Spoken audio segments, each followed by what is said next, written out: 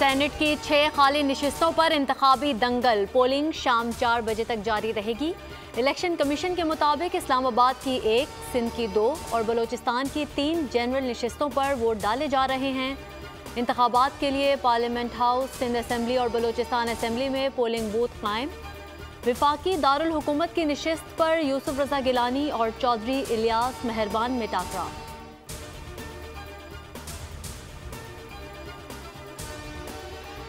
बड़े कर्जे की बड़ी उम्मीद। IMF से मुज़ाकरात का आज से आगाज। आखिरी किस्त के लिए तमाम अहदाफ मुकम्मल।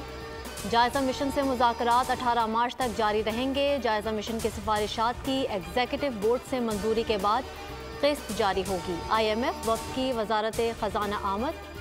वज़ीर ख़जाना मोहम्मद औरंगज़ेब से तारुफ़ी मुलाकात। बल्ले का निशान लिए जाने के बावजूद 292 उम्मीदवार कामयाब हुए। सुन्नी इत्तेहाद काउंसिल में शामिल होने वाले आर्टिकल 106 3M के तहत मखसूस निशिस्तों के अहल हैं। पेशावर हाईकोर्ट में समाअत के दौरान बैरिस्टर अली जफर के दलाइल। सुन्नी इत्तेहाद काउंसिल के वकील के सियासी जमातों को कब्जा ग्रुप करार देने पर अदालत की तंबीह। कहा, हमारी मखसूस निशिस्तें कब्जा ग्रुप को दी गईं। अदालत ने मुकालमा किया, कब्जा ग्रुप्स ना कहें, उनको सीटें तो इलेक्शन कमीशन ने दी हैं।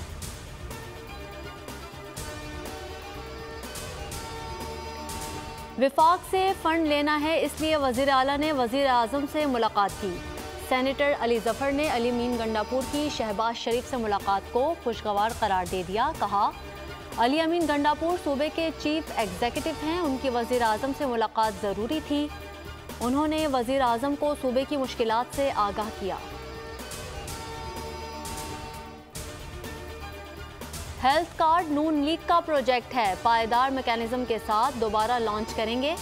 वजीर आला पंजाब मरियम नवाज का ऐलान। हेल्थ कार्ड की री लॉन्चिंग के लिए 3 माह में काबिल अमल प्लान तलब कर लिया। कहा, आम आदमी को इलाज मुआलजे की बेहतरीन सहूलतें फराहम करना चाहते हैं, किसी गरीब को मुफ्त इलाज के हक से महरूम नहीं करेंगे।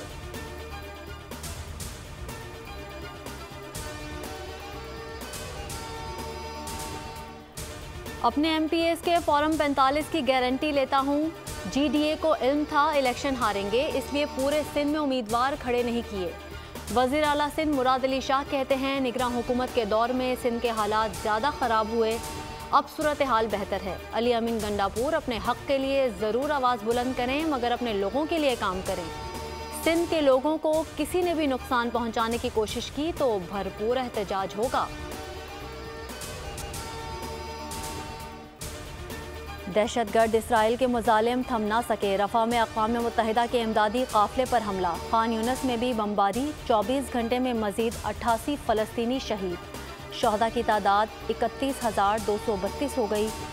72,760 ज़ख्मी। गज़ा में अब भी खुराक के इमदादी ट्रकों को दाखिले की इजाज़त नहीं।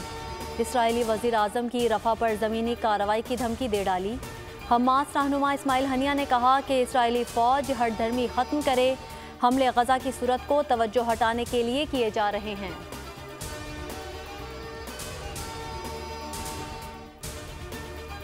रूस में 8वीं सदारती इंतखाबात के लिए कल से 3 रोज़ा पोलिंग का आगाज़ होगा। प्यूटिन समेत 4 उम्मीदवारों में मुकाबला। 71 साला व्लादिमीर पुतिन के एक बार फिर 6 बरस के लिए सदर मुंतखब होने का इम्कान।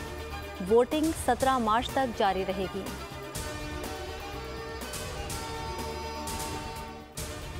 और Pakistan deaf T20 cricket world cup 2024 का आलमी चैंपियन बन गया। फाइनल में श्रीलंका को बाआसानी शिकस्त। शारजा में खेले गए फाइनल में पाकिस्तान डेफ क्रिकेट टीम ने पहले बैटिंग करते हुए 20 ओवर्स में 151 रन बनाए।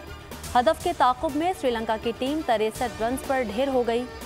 पाकिस्तान ने वर्ल्ड कप के फाइनल में बाआसानी 88 रन से कामयाबी समेटी।